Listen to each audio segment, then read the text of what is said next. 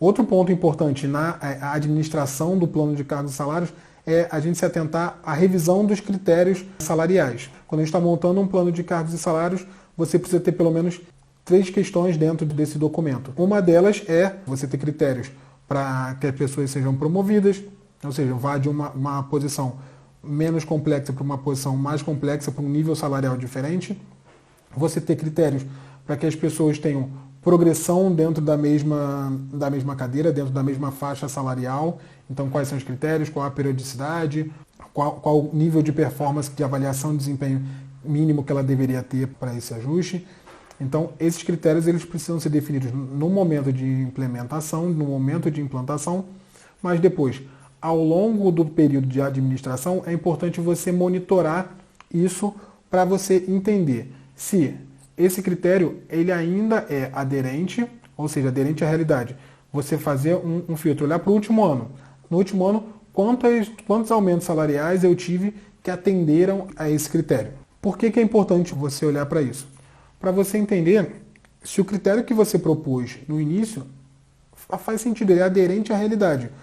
Digamos que o critério para aumento salarial por promoção é de até 5%. Todo mundo que for promovido, for, por exemplo, de analista júnior para analista pleno, ele tem que ter, no máximo, 5% de aumento.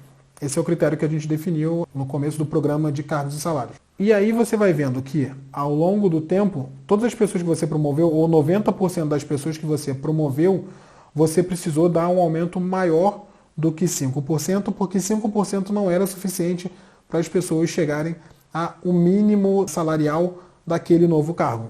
Então, o que você pode concluir com isso? Que o critério que você definiu, ele não é suficiente, ele não é aderente à realidade. Então, em função disso, você precisa avaliar se você não deveria trocar esse critério, se você não deveria ajustar esse critério. Mas, do outro lado, também é importante você se atentar quando você estiver revisando os critérios de ajuste salarial, se essa mudança, que pode ser mais aderente, se ela cumpre com o objetivo daquele critério. E aí eu volto alguns passos atrás do que eu sempre falo, de focar no fundamento. Você precisa entender qual é o fundamento, qual é o princípio que te fez tomar aquela decisão, criar aquele critério, criar aquela regra, para quando você for revisar o critério, quando você for revisar a regra, você não se distancie do objetivo. Porque é isso que vai definir se o plano está funcionando bem ou não.